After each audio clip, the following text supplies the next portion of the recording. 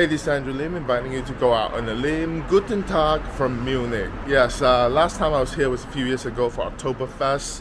I'm actually back here just for a quick 12 hours because I'm actually en route to Tbilisi, Georgia, and the flight that actually goes to Tbilisi. It's kind of weird. It leaves around 10 p.m., 10, 11 p.m. and actually arrives at like 3 in the morning. So I actually got a like standard Euro flight, from New York, coming here, arriving around 8 in the morning. So I have a whole day here. Of course, grab a room to sleep for a few hours. And actually there's a website, and I'm actually not endorsing because they are not paying me to endorse, but there's actually a cool website called layovers.com that you can actually find hotels in the city and by the airport that offers a day rate use of the day use of the hotel, usually from like 9 a.m. to 5 p.m. or from 10 a.m. to 6 p.m. But you can actually check out this website. It's called dayuse.com, and you can see like what are the hotels that are available for day use. By the way, it's a very sunny day here in Munich, which is kind of rare, I guess, but it's a beautiful day. I just want to show you what to do when you're here for a long transit, things to see, aside from, taking a nap, a much needed nap that is. So come go on a limb with me and we will check out what Munich has to offer for a long layover. Folks, before we start, kindly hit the subscribe button and the notify button for new contents that I upload weekly. Dankeschön.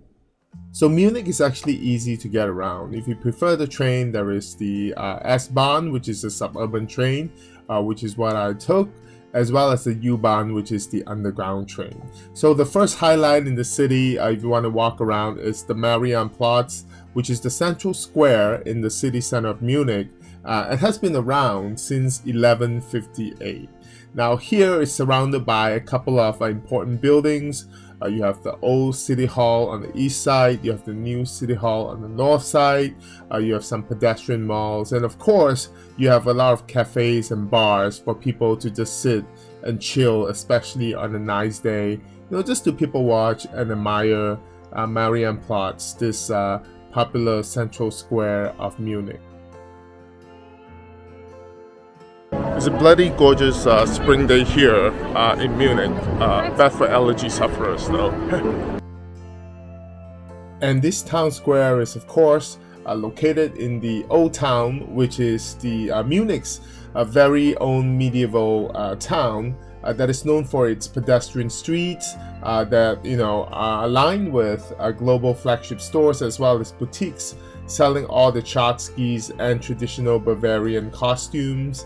And also you can actually find a huge beer hall here in Old Town dating back to the 16th century, as well as a gourmet or a farmer's market that's operated daily that combines gourmet food stalls and a lively beer garden.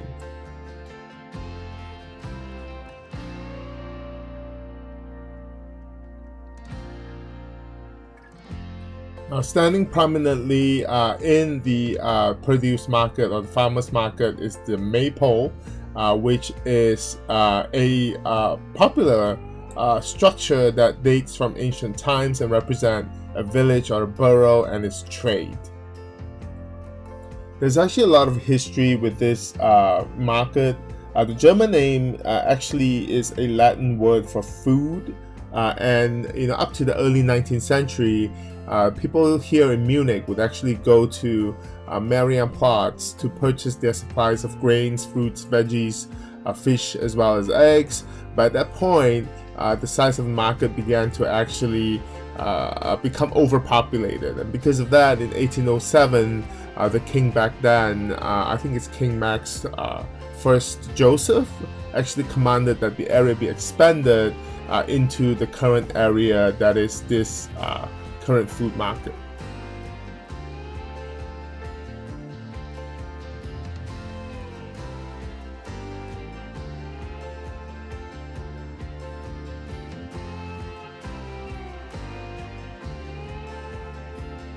And of course, you will not be in Germany without drinking a pint of beer or two or three or four, who's counting, But in the market, you actually have a beer garden as well. And on a nice day like this, you actually see everyone sitting here having their beer as well as some food just to enjoy the beautiful weather, which is something you can do on your long layover here in Munich as well.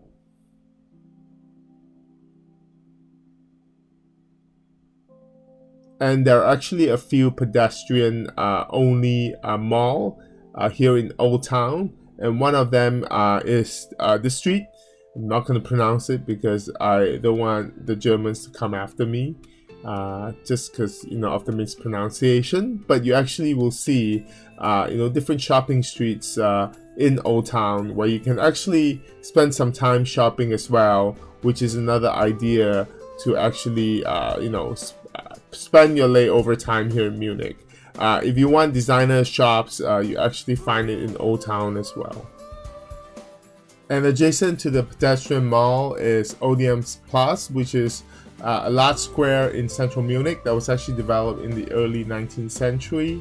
And the square is actually named for the former concert hall, the Odeon, that's located on the northwestern side. And the Munich residence, which is a former royal palace, Bavarian palace, is actually located here as well.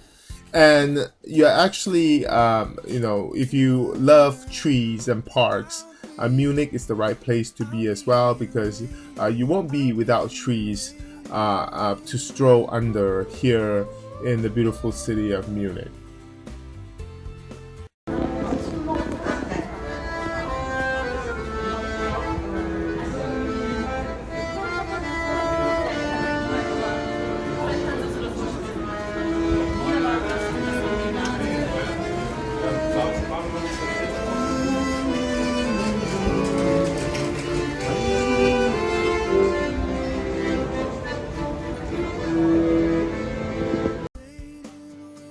And lastly, if you actually want some peace and serenity, you can visit the largest park in Munich.